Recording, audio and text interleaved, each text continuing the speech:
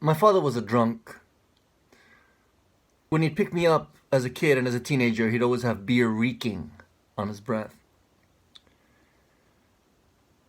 Now, when I was in grade 6, my elementary school teacher hated me. She hated all the boys, but especially me. And she wrote scathing remarks all over my final report card. And at the end of the year, I'd always show my dad my report card. He never asked me how school was because he didn't care, but we had this tradition where I'd show him my final report card of the year. And that day I showed him my grade 6 report card. He was buzzing hard. I could always tell when my dad was drunk. And that day he was drunk. He was quite often drunk. But he was really drunk that day. I guess it could be said that he was almost always really drunk. I don't know. It's hard to tell.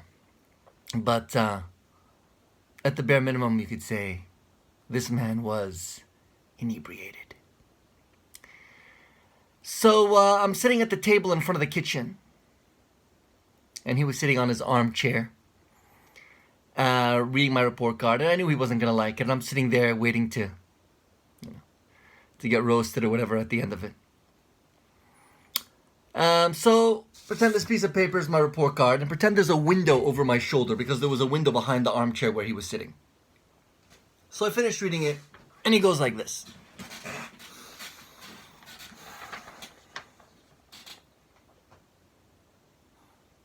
Well, Raimi? It's not good, son. It's not good at all. It's not good at all.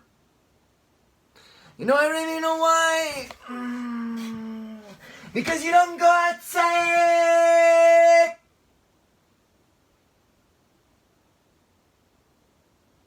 You don't go outside.